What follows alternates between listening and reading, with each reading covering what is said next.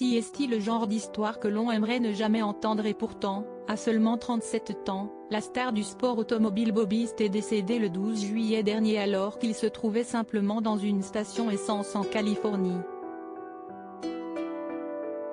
D'après les informations de la presse américaine, ce dernier aurait eu quelques mots avec un sans-abri à cet endroit et les choses se seraient envenimées.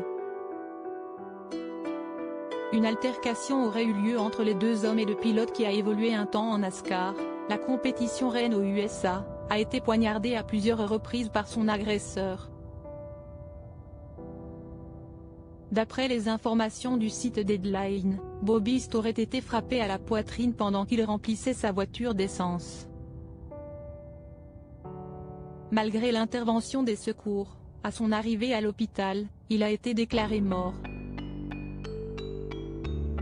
Des officiers ont tenté de lui sauver la vie avant que les ambulanciers arrivent et transportent la victime dans un centre médical à proximité, où la victime a succombé à ses blessures, indique la police dans une déclaration.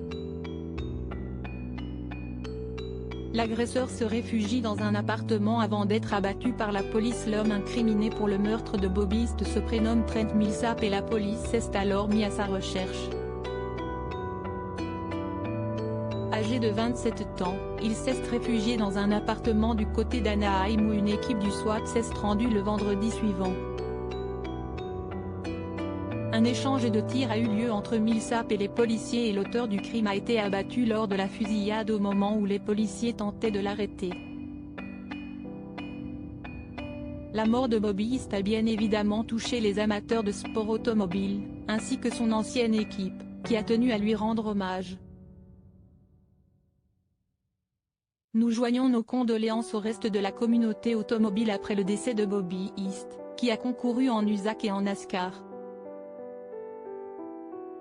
Nous offrons nos sincères condoléances à sa famille, ses amis et ses fans, écrit l'écurie Ford Performance sur son compte Twitter.